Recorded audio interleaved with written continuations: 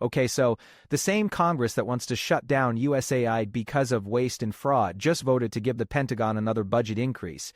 The Pentagon, the agency that has failed its own audit 6 years in a row, exposed over $2.5 trillion in unaccounted spending, and somehow the aid agency that feeds kids in war zones, that's the one that needs to go. $2.5 trillion, that's trillion with a T, that's what the Pentagon can't find, and nobody, not one person in leadership is suggesting we shut the Pentagon down, but USAID, the agency that costs a fraction of the defense budget, that's the existential crisis. That's the emergency. Sure. So this past week, the House Foreign Affairs Committee held a hearing, and Rep. Jared Moskowitz from Florida decided to just lay it all out. The numbers, the receipts, the spending, and he didn't let anybody look away. Watch how the room reacts when he starts reading the actual line items out loud.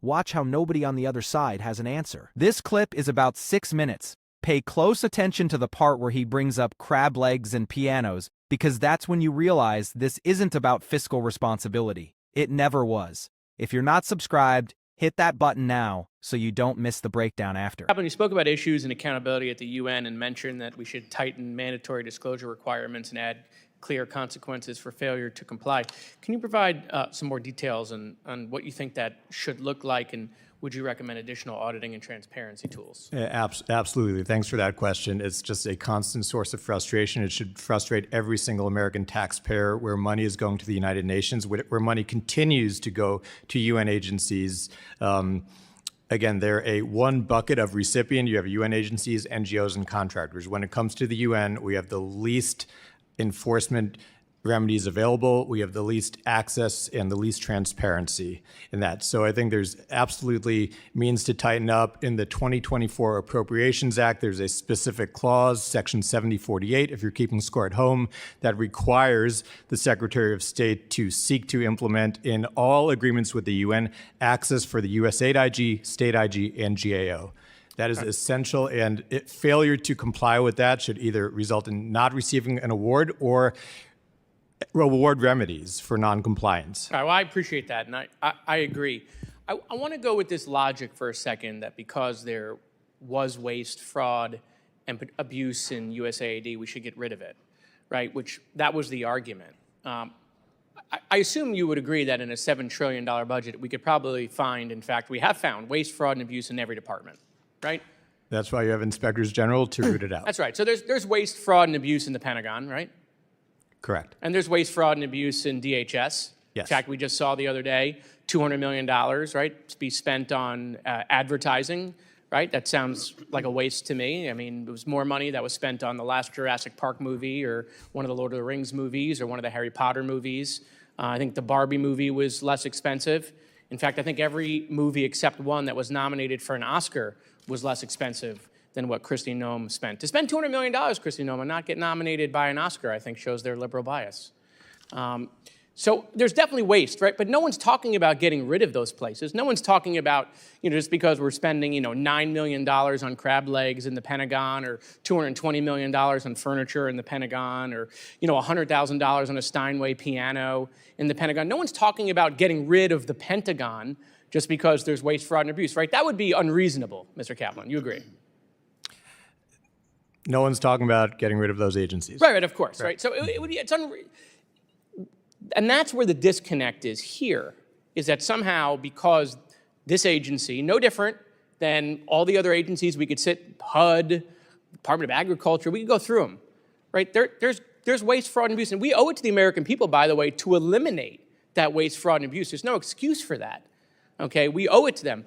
But in the search of trying to eliminate waste, fraud, and abuse doesn't mean we should get rid of an entire agency. No, we should eliminate the waste, fraud, and abuse from those agencies, because all of these agencies still have important functions. Obviously, the Pentagon, we're not going to get rid of the Pentagon, even though they haven't been able to pass an audit 8 years in a row.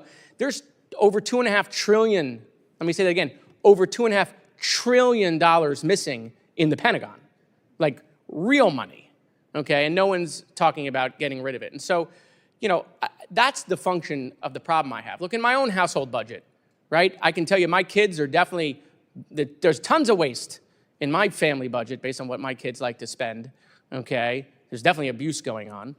And based on the amount of boxes that show up at my house every day, my wife is definitely committing fraud. Okay.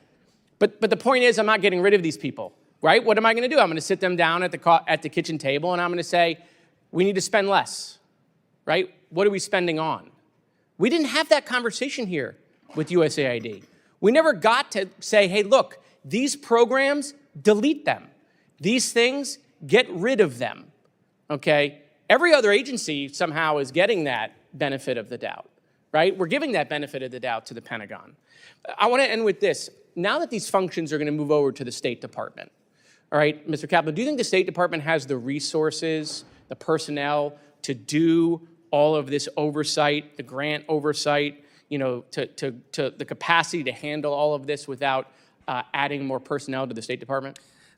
Let me begin with this, Congressman Moskowitz. I can assure you that the same vile predators that sought to steal from USAID or divert funds to terrorist organizations or sexually abuse minors like they did in the Ebola response will try to do the same thing at state. Yeah, and look, that's all terrible. We all support, you know, clamping down on that and getting rid of it. My question is, do you think the State Department at this juncture needs additional resources now that they have all this additional responsibility? You know, contrary to media reports, foreign assistance programs are not dead, and there are billions and billions and billions of dollars now being spent and administered by not only State Department, my but time is up. I'm just trying to get an answer. So, okay, yes, I'm with you. But do you now think that now that that is all moved over to the State Department, do they need more resources to limit the fraud, waste, and abuse? Because otherwise, aren't we going to wind up in the same situation where there's going to be fraud, waste, and abuse because we're not investing in that oversight? Maximum oversight is essential, and that's what we brought as the IG for USAID. And when you have billions going out in complex emergency environments and money spent overseas in areas controlled by terrorist organizations and any armed group, you need adequate staffing, people, good monitoring, and an effective IG to oversee and investigate any misuse of those funds. All right, so let's talk about what you just watched. Because Moskowitz did something that almost never happens in these hearings. He didn't argue philosophy. He didn't give a speech. He just read numbers. And the numbers are devastating. The entire premise for gutting USAID is that there's waste and fraud in foreign aid. Fine. Nobody disagrees that fraud is bad. But here's the thing Moskowitz exposed. If waste is your standard for shutting an agency down, then the Department of Defense should have been dissolved years ago. And this is the part that really matters. The Pentagon has now failed its comprehensive financial audit 6 consecutive years. Trillions in assets and spending completely unaccounted for. Their own officials admit the tracking systems are, and I'm paraphrasing here, severely outdated and fragmented. Meanwhile, civilian agencies and foreign aid programs get threatened with total elimination over accounting issues that are a rounding error compared to what the Pentagon loses in a single fiscal quarter. That's not oversight. That's selective outrage. And Moskowitz didn't stop there. He went after the specific line items, the stuff that makes you actually laugh out loud until you remember it's your money. Because the Defense Department has this beautiful little tradition at the end of every fiscal year called use it or lose it. $4.6 million on crab and lobster tail, Steinway pianos. This is the Department of Defense, not a resort in the Hamptons. Every single year, agencies rush to blow through whatever's left in their budget before the fiscal year closes so their funding doesn't get cut the next year. And nobody blinks. No one proposes shutting down the Dodi cafeteria over it, but a nutrition program in sub-Saharan Africa, gone, eliminated because of fraud concerns. And then Moskowitz hits them with the DHS stuff. And this one, honestly, this one is almost too perfect. Because if you want to talk about government waste, let's talk about the Department of Homeland Security's advertising budget. $200 million. DHS spent over $200 million on recruitment and advertising campaigns, some of which prominently featured political figures like Kristi Noem. To put that in perspective, that marketing budget is bigger than the production costs of Jurassic Park and Barbie combined.